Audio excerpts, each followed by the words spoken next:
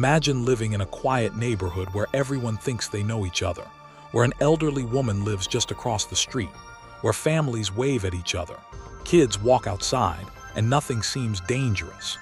Now imagine police arriving at that same peaceful street after a 64-year-old woman is found dead inside her own home.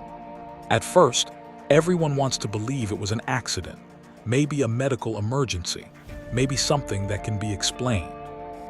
But then investigators start finding clues that point in a direction no one expected.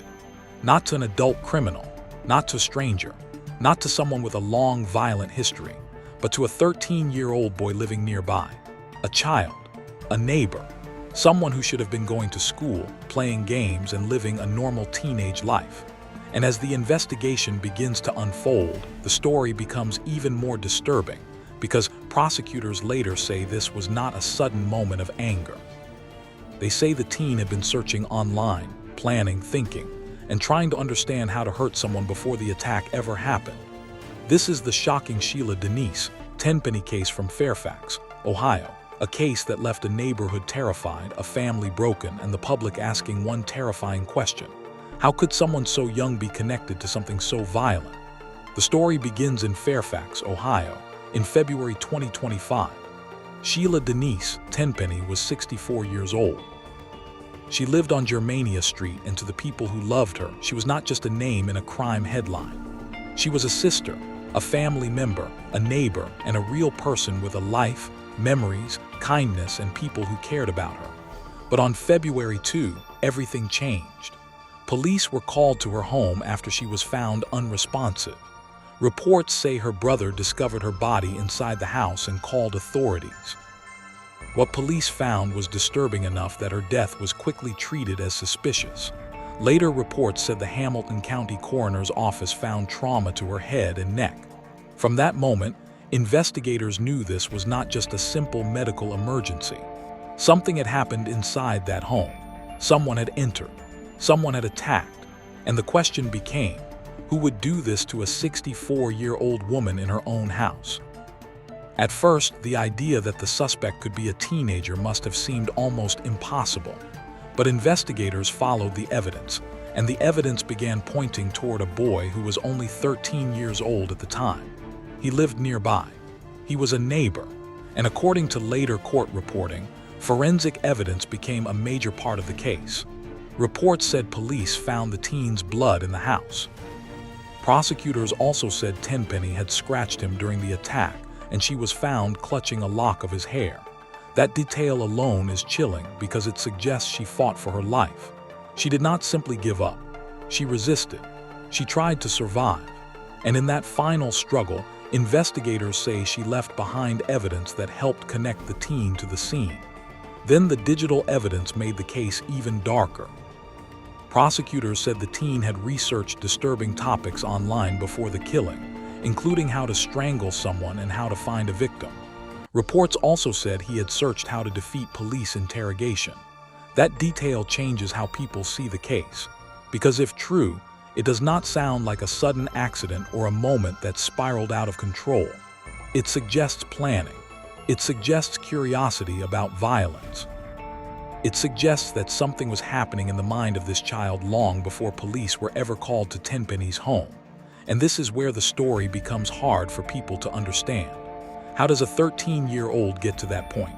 How does a child become connected to a crime that shocks an entire community? Was it obsession with true crime? Was it online influence? Was it mental health? Was it family environment? Was it something no one noticed until it was too late? These are the questions that people ask after cases like this, but by the time those questions are being asked, it is already too late for the victim. After the killing, prosecutors said the teen communicated online in a way that made the case even more disturbing. Reports said he allegedly posted or messaged after the crime, and prosecutors described one message as saying, "This one was a fighter." Another reported message said, "I think I just got caught." Those words, if accurately reported in court, are the kind of details that make people stop and think about how serious the situation was. Because this was not just about one violent act. It was about what investigators believed happened before and after that act. The searches, the planning, the behavior, the messages, the attempts to understand police questioning. When police eventually focused on the teen, the case moved through juvenile court because he was 13 at the time of the crime. That is one of the most controversial parts of the story. In adult criminal court, murder can lead to decades in prison or even life sentences depending on the case and jurisdiction. But in juvenile court, the system is different.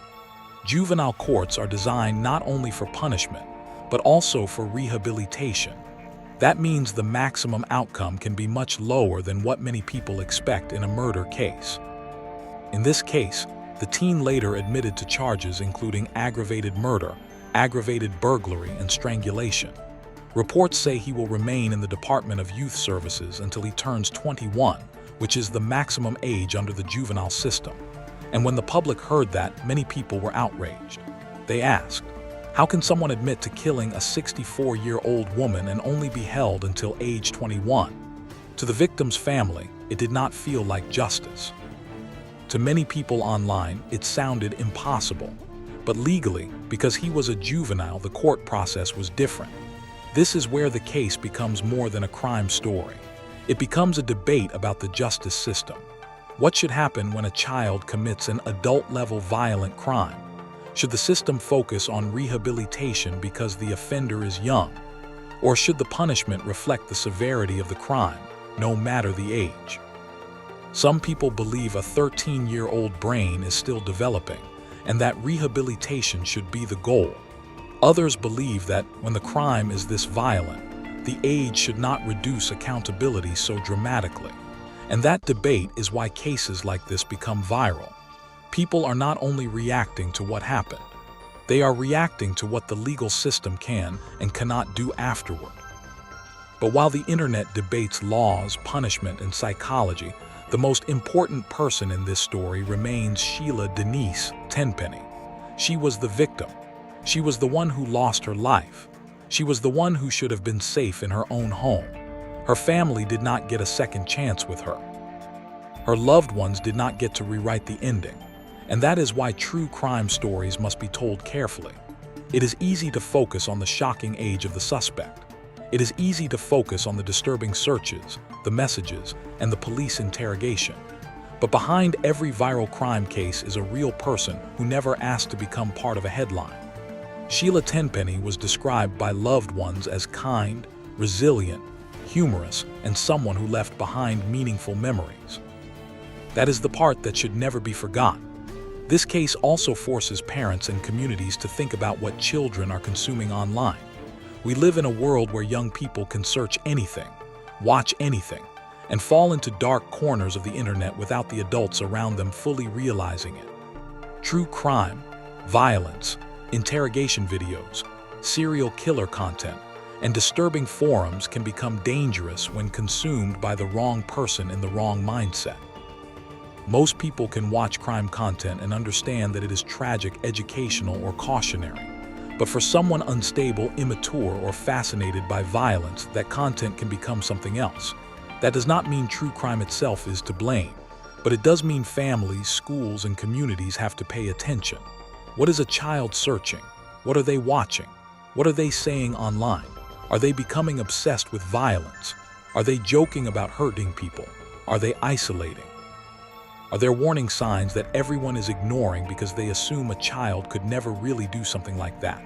The Sheila Tenpenny case is terrifying because it breaks one of the assumptions people have about safety. We often tell ourselves danger comes from far away, a stranger, a criminal, someone outside the neighborhood. But sometimes danger is closer than anyone wants to believe.